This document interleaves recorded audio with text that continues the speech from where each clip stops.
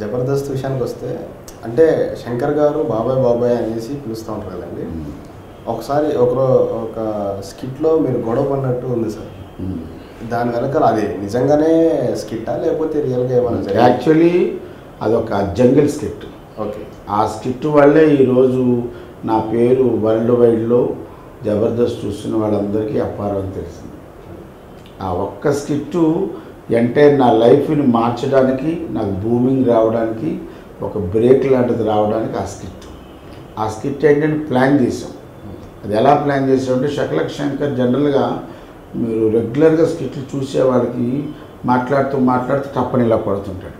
అది ఎక్కడ కొడతాడో ఏంటో మనకు తెలియదు. ఆ గొప్ప టైం కాకుండా అయితే దాన్ని ఎందుకు మనం ఉపయోగించి స్కిట్ని ఇంకోలా మార్చవచ్చు అని శకలక్ శంకరు అప్పుడు శకలక్ శంకర్ గారి టీంలో మురళీ గారని తేజోమూర్తుల మురళీధర్ గారు, ఆయన రైటర్ బేసిక్గా.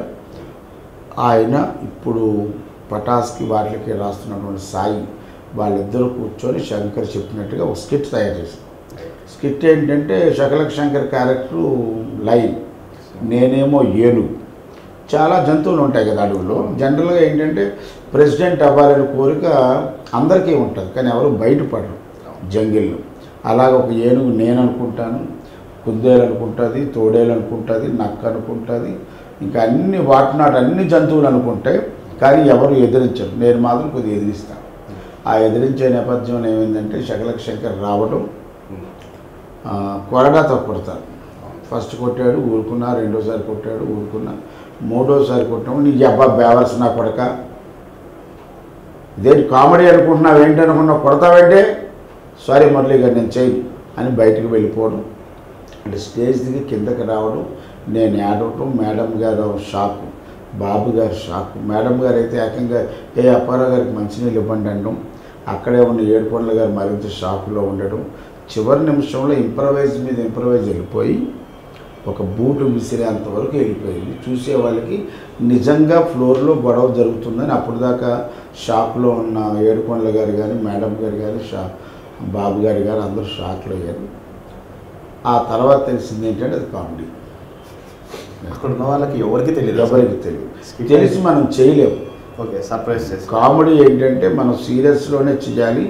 ఒక వెంట్రుక వాసిలో ఏమాత్రం అప్సెట్ అయినా ఎంత చేసింది మొత్తం పోతుంది.